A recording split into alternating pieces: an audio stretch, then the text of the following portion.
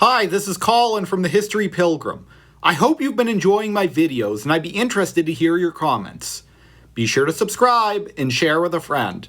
Beneath the rolling green hills of central Kentucky lies one of the most extraordinary and surreal landscapes in the US, a sprawling cave system known as the Mammoth Caves.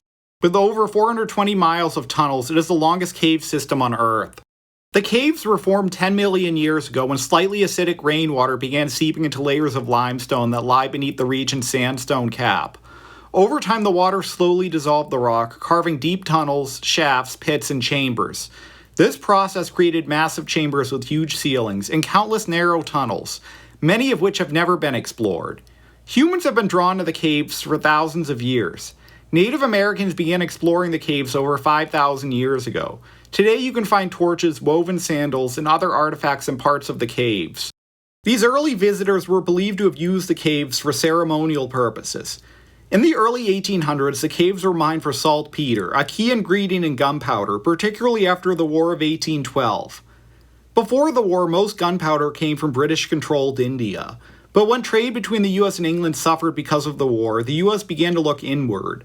Early saltpeter miners were enslaved African Americans. The work was extremely brutal and dangerous. Today, when visiting the caves, you can still see the wooden leaching vats and old mining trails in some places.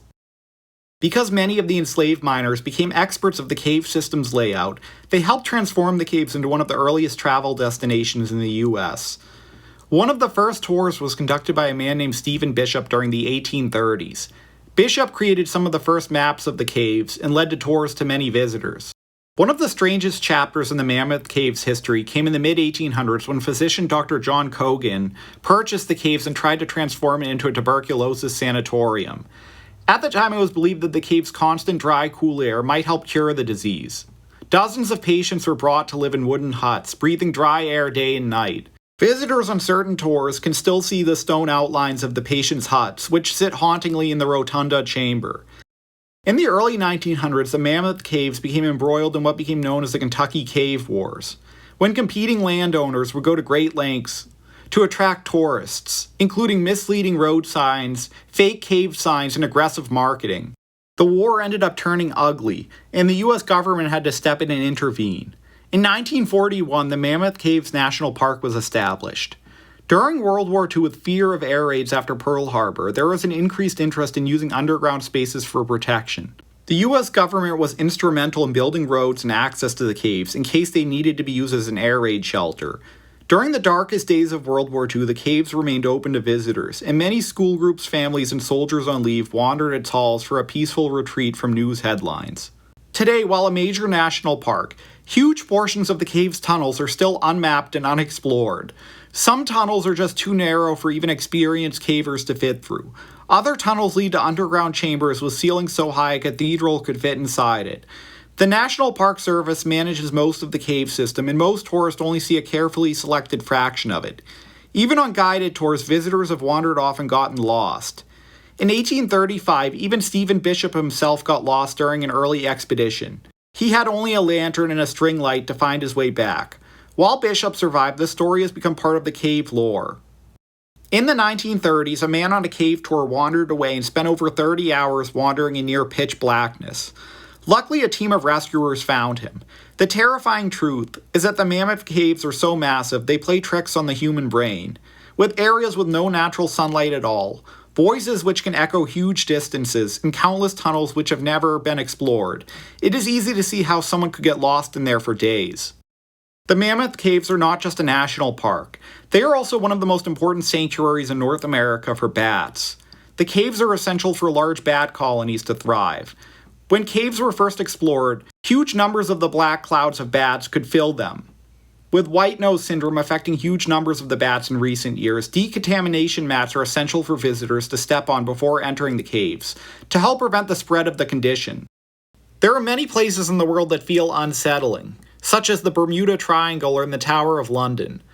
The Mammoth Caves, the vast subterranean labyrinth hidden beneath the forests of Kentucky, is not spooky in the traditional sense.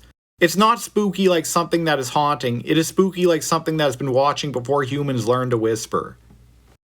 One of the strangest geological phenomenon is the cave breathing. It does it on a scale and with a presence that's hard to ignore. It works like this: as air pressure in the atmosphere outside the caves rise, the cave's internal air pressure tries to equalize with it. That shifting pressure can cause air to either rush into the cave or out of it, sometimes forcefully enough that you can feel the breeze tug at your clothes or whisper across your neck. On some days, the caves seem to inhale. The wind gets sucked inside, vanishing down stone corridors and narrow vents. The breath of the cave is invisible, but is unmistakably real. Rangers have measured gusts strong enough to move small branches or stir leaves in front of cave entrances. On cold days, the warm breath of the cave pours out as fog, turning cave mouths into steaming vents, as if the earth itself were tired of holding secrets and just needed to sigh. Another odd thing is that caves are not supposed to contain people. They are meant for water, for rock, for roots that go nowhere, and bats that sleep upside down. Yet deep within the twisting blackness of Mammoth Caves in Kentucky, far beyond the reach of daylight and logic, people have been found, people who died there hundreds or even thousands of years ago. Because the Mammoth Caves are so dry and cool, they are perfect for preserving the dead. The first known mummy was found in the 1800s, a Native American man wedged beneath a boulder, crushed while mining for minerals used in paint. He became known as Lost John. His body, still wearing a simple loincloth, was so well preserved that early visitors could see the food in his stomach and the calluses on his hands. In the 1800s, before museums had rules and ethics, some of the cave mummies were displayed to tourists. Visitors would pay to see the body of Lost John lying in a state of morbid exhibit, surrounded by shadows and echoes. Children stared, scholars speculated, entrepreneurs sold tickets. But eventually the practice ended, not out of respect, but out of unease. People started to feel very uncomfortable. Tour guides reported strange sounds near the mummy chamber. Flashlights dimmed. The sense that something was watching became common enough to whisper about, and so Lost John was removed and buried in a proper grave. Because the Mammoth Caves are remote, staying at the lodge at Mammoth Caves, which is located within the park itself, offers the best experience for visiting them. There are also cabins and campgrounds nearby. You can find hotels in nearby Cave City, Kentucky. Because the caves stay a stable 55 degrees Fahrenheit year-round, you need to bring warm clothing when visiting, even in the height of summer. Visiting the caves might not seem impressive when you first pull in, as above ground is just wooded areas. The true drama is underground. There are multiple tours for visiting the caves. In some sections, you might pass the remaining huts from when the caves were an underground sanatorium, while other tours take you past delicate formations such as frozen Niagara, which is a drip stone formation. To visit the Mammoth Caves is to witness one of the greatest natural wonders in the US, where you feel a sense of otherworldliness long after you emerge into the sunlight. I hope you enjoyed this video. Be sure to subscribe and share with a friend. Sincerely, the History Pilgrim.